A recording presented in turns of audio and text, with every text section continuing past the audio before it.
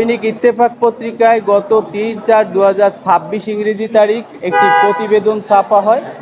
প্রতিবেদনের বিষয়বস্তু ছিল যে মহাখালীর সংক্রামক ব্যাধি হসপিটালের ৩০ একর সম্পত্তি হাতছাড়া।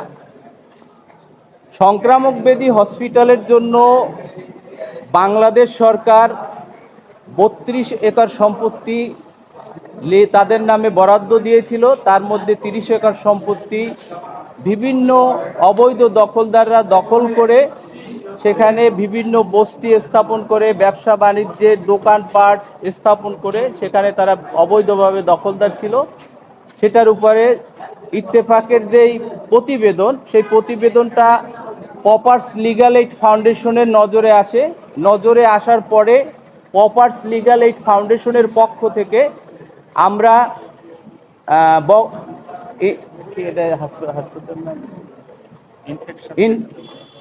সংক্রামক ব্যাধি হসপিটাল যে অথরিটি আছে সেই অথরিটির কাছে আমরা জানতে চাইলাম যে ঘটনাটা আসলে সত্য কিনা।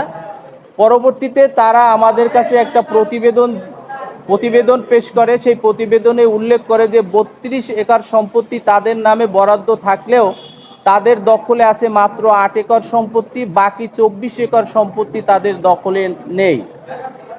পরবর্তীতে আমরা এই বিষয়টা এখান থেকে এই অবৈধ দখলদারকে উচ্ছেদ করার জন্য আমরা মন্ত্রণালয়ে রিপ্রেজেন্টেশন দেই এবং মন্ত্রণালয়কে আমরা অনুরোধ করি যে অবৈধ দখলদারদের থেকে জমিটা উদ্ধার করে এই হসপিটালকে দেওয়া হোক।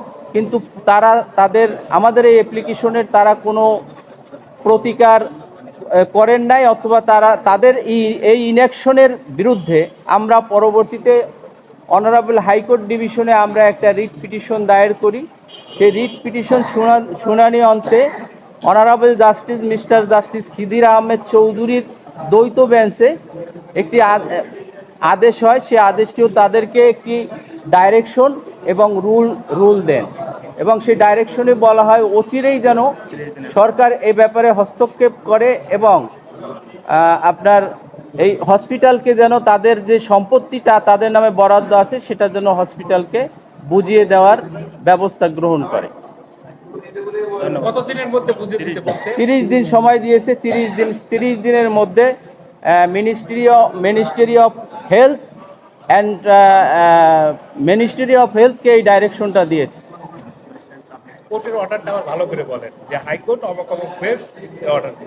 হাইকোর্টের অনারেবল হাইকোর্ট ডিভিশনের honourable justice mister justice Khizir Ahmed Chowdhury এবং honourable justice mister justice Ziaul Haq এর দ্বৈত বেঞ্চে এই আদেশটি হয়। 30 দিনের একটা ডাইরেকশন দেয় মন্ত্রণালয়কে এবং তাদেরকে এই ডাইরেকশন দেওয়া হয় যে অচিরেই যেন অবৈধ দখলদারদের কাছ থেকে সংক্রামক ব্যাধি হসপিটালের যে সম্পত্তি আছে এটা তাদের বরাবরে বুঝিয়ে দেওয়ার জন্য অবৈধ দখলদারদের উচ্ছেদের মাধ্যমে 30 দিনের একটা সময় দেন এবং এই মামলায় honourable high court division rule issue করে। কমপ্লেইন দিতে বলছে এবং আমাদের একটা কমপ্লেইন্স দিতে বলছে যে এই সম্পত্তিটা আর যে ডিমার্কেশন, অর্থাৎ এই সম্পত্তিটার ডিমার্কেশন, এটা তথ্য মন্ত্রণালয় থেকে এই সম্পত্তিটার ডিমার্কেশনটা সংগ্রহ করে আমাদের 30 দিনের মধ্যে একটা কমপ্লেইন্স দেওয়ার জন্য অনারেবল হাইকোর্ট ডিভিশন আমাদেরকে ডাইরেকশন